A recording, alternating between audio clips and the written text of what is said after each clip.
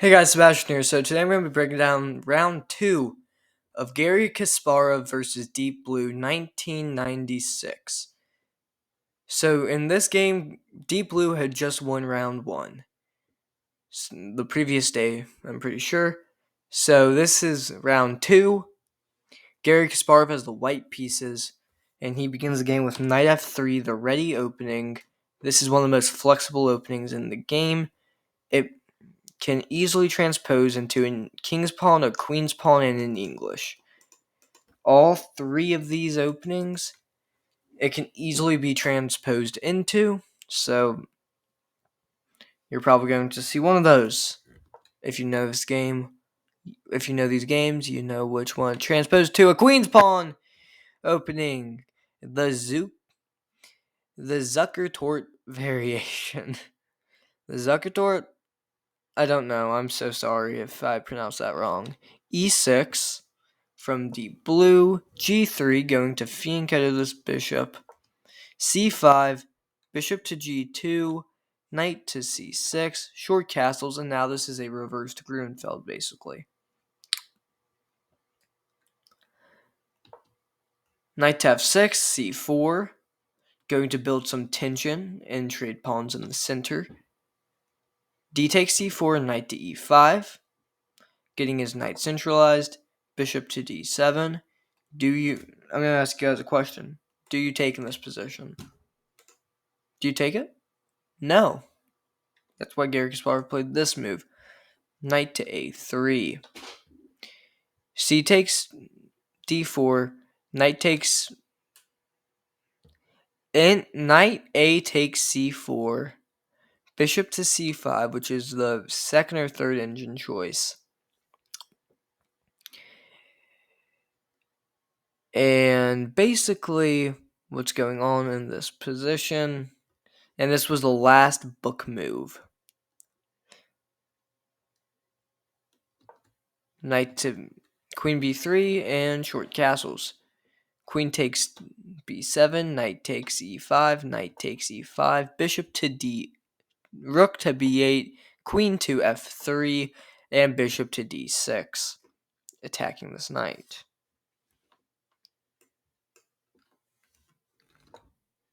So knight to C6, B takes C6, bishop takes C6, queen takes C6, and that is a trade of... No, that's a trade of a bishop for a queen.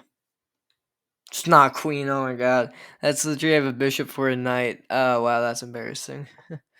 E5. Trying to get a good pawn structure. Kind of weakening this bishop. Oh, what the hell? Kind of weakening this bishop a little bit, but I mean, no matter what, it's still fine. It's still a decent bishop. Rook to B1. This is the second or third engine choice. Rook to B6. Queen to A4. Queen to B8. Bishop to G5, attacking the knight. Bishop to E7 and B4. This is a deflection tactic. So, because if something like rook takes, queen takes, bishop takes, you have two isolated pawns, a set of double pawns, and these are your only normal pawns in the entire position. And they're still not very good. You have a very alive bishop down this diagonal. You're going to probably go on to win this game unless you're below 900. So instead, bishop takes bishop takes b4, bishop takes f6, g takes f6, and queen to d7, queen to c8, queen takes a7, rook to b8, and queen to a4, attacking the bishop. Now, technically, yeah, with the queen, because takes. Bishop to c3, and this is actually a mistake. And The reason for any coding people or anyone interested in computers, this is actually a very funny story on why bishop takes c3 happened. There was a bug in the system, basically. The reason why I played bishop c3 is because of well, it was taught that knights, knights, are very good supported by a pawn when they cannot be attacked by any piece that's equal or lesser to it. It's very good on an outpost square on the enemy side of the board. But Deep Blue, despite the fact it was at the time the probably most powerful supercomputer, it it could not tell the difference between an outposted bishop and an outposted knight. If this was a knight, it would be extremely powerful. It would have a fork. But since that's a bishop, that's horrible. That's a horrible bishop. But he didn't know that, did he? No. But Deep Blue didn't know that. Deep Blue just thought, you know what, it's an outposted piece. There's a difference. Rook takes b8, queen takes b8, bishop to e4, queen to c7, queen to a6, king to g7, queen to d3, rook to b8, bishop takes h7. Now, there was the move h6. H6 was not played because of queen to f3, rook to b8, and queen f5. And that just gets infiltrated, so instead you get this move. Bishop takes h7, rook to d2, rook to b2, as in boy. As in bicycle. Bishop to e4, rook takes a2, h4, queen to c8, queen to f3, rook to a1, rook takes a1, bishop takes a1, queen to h5, queen to f8, queen to g4 check. Do not trade queens in this position, because if you trade the queens, all winning chances are basically gone. It's a draw if you look into this. It's basically a draw. It's slightly better for white because you have the pawn, because technically speaking, you do have the pawn initiative, but still, it is much better to play queen to g4 check, allow king f8, queen c8 check, king to g7, and this, queen to king e7, bishop to c6, very good move. Just kind of cutting away the squares that the king can go to. Now can only travel. Oops. On the dark squares, there we go. That's easier to see. It can only it can't go there. It can only travel these three squares. King to f8, bishop to d5, king e7, queen to f3, bishop to c3, bishop to c4, queen to c8, queen to d5, queen e6. Do not trade queens. Bishop b5, check. Oh my, sorry, not bishop d5, check.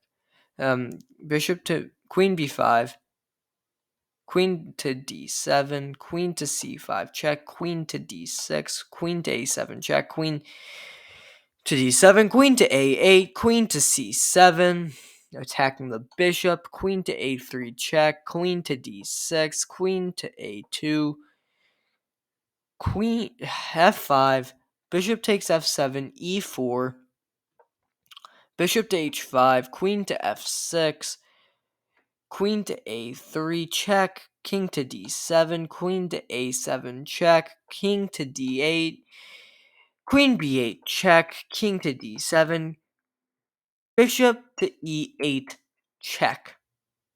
Great move. King to e7, bishop to b5, bishop to d2, queen to c7, king f8, bishop to c4, bishop to c3, king to g2, bishop to e1, king to f1, bishop to c3, f4, great move. En passant, e takes f3, bishop to d2, f4, basically just shutting out this bishop. This bishop's going to have a hell of a time getting into the game. King to e8, queen c7 check, king to e7, queen c5, king to d8, queen to b, bishop to b3, bishop to e3, queen takes f5, queen to c6, queen f8 check, king to c7, queen to e7 check, king to c8, bishop to b5 check. Sorry, bishop to f5 check on move 69. Nice. Children at home, do not ask your parents about that. King to b8, bishop to queen to d8 check, king to b7, queen to d7 check, queen takes d7, bishop takes d7, knight to c7, king c7, and bishop to b5. And on move 73 of the second round game between Garry Kasparov and Deep Blue, the Deep Blue team decided to resign. So yeah. And as I said, I would bring. So this was a good game between the two. The biggest mistake that Deep Blue made is by putting his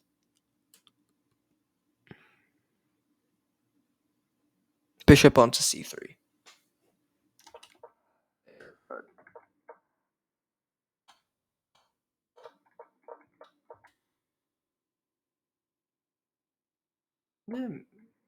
Yeah, bishop on c3. This was its biggest mistake, was playing this move on move 23. And yeah, um, as I said at the very beginning of the video, maybe I didn't. Maybe that was a past recording that I said that. I do not know, but I do know one thing, and that is I should say this. One, I've already said this, I'm pretty sure. Happy International Chess Day. Second thing I want to say is about the, let me take off my glasses for this one. The Magnus situation. For those of you who not know, current, I guess, world chess champion Magnus Carlsen will not be playing in the 2023-2022 World Chess Championship. Why? Because he just doesn't feel like it. That's simply it.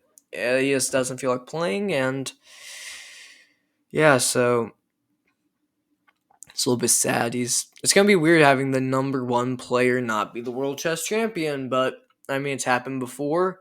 For a long time, Boris Spassky was the world chess champion, and Bobby Fischer was number one in the world. But yeah, I just kind of find it sad that not Gary, that Magnus isn't playing. I mean, but he just doesn't want to play, and do you blame him? The guy's still going to be number one. He's not retiring. He just doesn't want to play a World Chess Championship match anymore. He feels like they're too long, which is a little bit hypocritical for those of you who do not know. He advocated for it to go from 12 to 14 rounds, and now he's complaining about the rounds being too long. That makes no sense, but whatever. Honestly, I don't think FIDE is going to give in to his request to make the World Chess Championship rapid. I feel like instead they're more going to just let Jan and Ding play. Because honestly, I think that's going to be a very entertaining match. The only thing I really want to say about that is I don't know who the sponsor is going to be. No one knows. And that's a little bit of a bad thing because, like, the sponsors were really high with, like, Puma would have been sponsoring this if Magnus decides to play, which he won't. He's already said he won't, but if he does, if he finally decides to take that back, say, you know what, I guess I'll play, then I guess like Puma would be sponsoring it because he has a deal with Puma and stuff like that. But my main thing is a Chinese company isn't going to sponsor it for Ding. I don't think they want to be endorsed by the Russians right now because of the invasion of Ukraine. So I don't know what's going to go on. Hoping for the best of luck though, and great luck in 2023 to Ding Liren and Yana Ponichev. If I'm going to say anything, I'm probably going to say Jan's going to win. And yeah, thank you for watching. If you're here just for the opinions, welcome. If you're here for the game, you've already seen the game. So, yeah. Hope you all enjoyed the video.